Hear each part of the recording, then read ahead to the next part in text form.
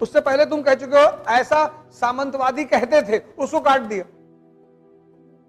और वो लाइन निकाल ली कि ये देखो औरतों के प्रति इनके विचार।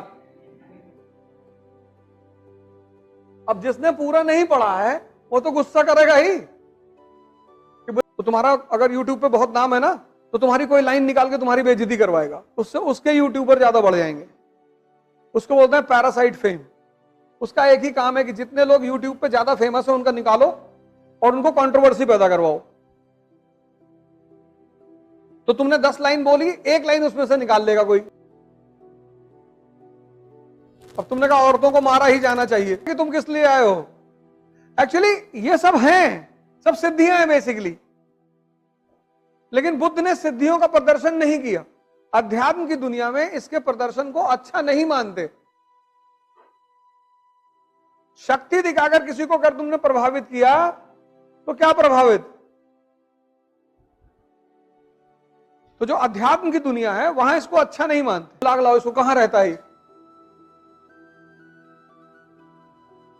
ऐसे लोगों को कहते हैं पैरासाइट फेम। सबके बारे में वो बेचारे एक बाबा जी हैं धीरेन्द्र शास्त्री, उनको टारगेट करते रहते हैं। सब सिद्धि का कमाल है, ऐसा थोड़े कि वो आदमी कुछ भी बता देगा। सब सिद्धियां हैं, वो सब साधना की देन है, पूजा की गई है। किसी को पता करिए झूठ बोलते हुए कोई तुमसे आके कहा,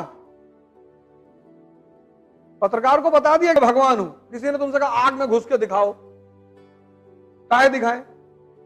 नहीं घुसेंगे, तुम मानो या ना मानो। तो बहुत सारे जो जागृत लोग होते हैं वो अपनी सिद्धियों का प्रदर्शन नहीं करते। कुछ लोग कर देते हैं, बड़ा सम्मान मिलता है।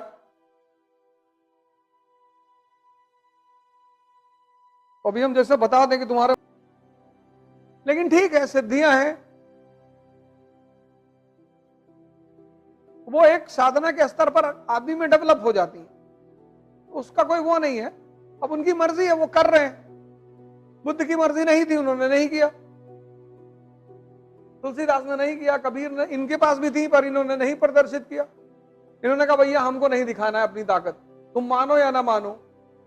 जैसे शैतान ने ईसा मसीह से आके कहा कि तुम भगवान के बेटे हो, उन्होंने कहा हाँ। कहा तो इस पहाड़ से कूद के दिखाओ, अगर तुम भगवान के बेटे हो तो नीचे भगवान खड़ा होकर तुमको बचा लेगा। तो उन्होंने कहा जाहिल, मैं अपने पिता की परीक्षा ही क्यों लूं, जब मुझे पता है कि ऊपर से कूद के आदमी मर जाता है, तो मैं क्यों कूदूं? अब तुमने कल कह दिया मैं मन में क्या चल रहा है, तो तुम डर जाओ, तो यहां बैठो ही ना आगे। कोई बात नहीं, बैठा करो।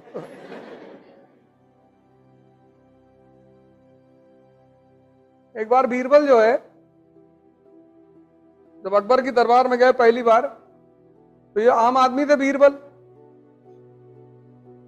अकबर ने कहा इनको दरबारी बनाना है, तो जो दरबार के सामान थे उन्होंने कहा नहीं, आम आदमी को यहां क्यों बिठाओगे? पर अकबर को पता था कि आदमी बहुत तेज है, होशियार है। अकबर ने कहा मुल्ला से कोई रास्ता निकालो यार, इसको बुलाओ यहां। तो मुल्ला ने कहा हम सवाल पूछेंगे इनसे, अगर ये जवाब दे देंगे तो बैठा लेंगे। तो अकबर ने बीरबल से कहा कि तैयार हो? उसने कहा मालिक तैयार है। तो मुल्ला दो प्याजे ने पूछा कि बीरबल ये बताओ मेरे मन में क्या चल रहा है? बीरबल ने कहा सरकार हमको मालूम है आपके मन में क्या चल रहा है। आपके मन में चल रहा है कि अकबर अमर हो जाए, अकबर का साम्राज्य पूरी दुनिया में फैल जाए, दुनिया की सारी खूबसूरत औरतों से अकबर का विवाह हो जाए। अकबर ने पलट कर देखा मुल्ला की तरफ, हाँ क्या? बोले हुजूर यही सोच रहा था।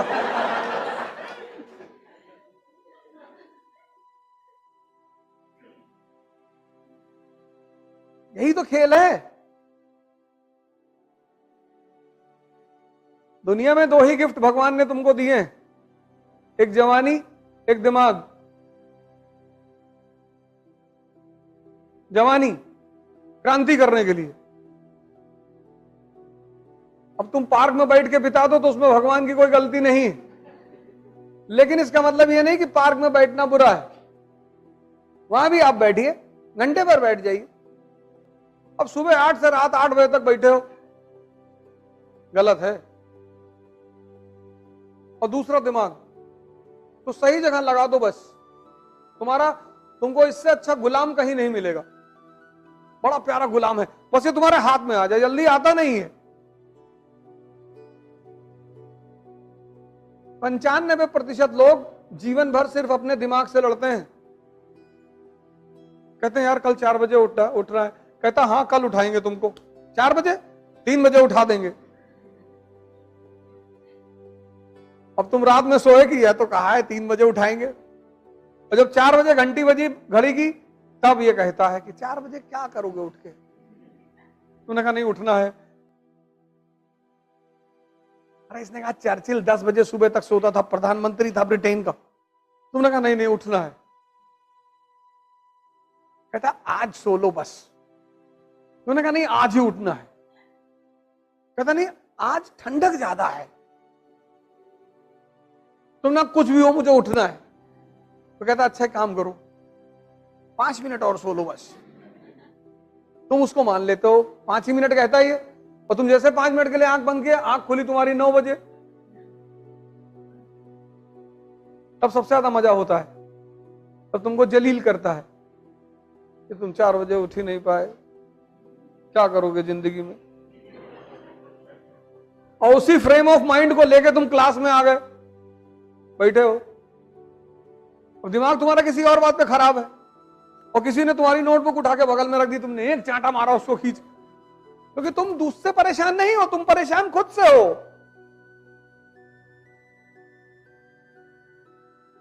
यही सब तो हो रहा है।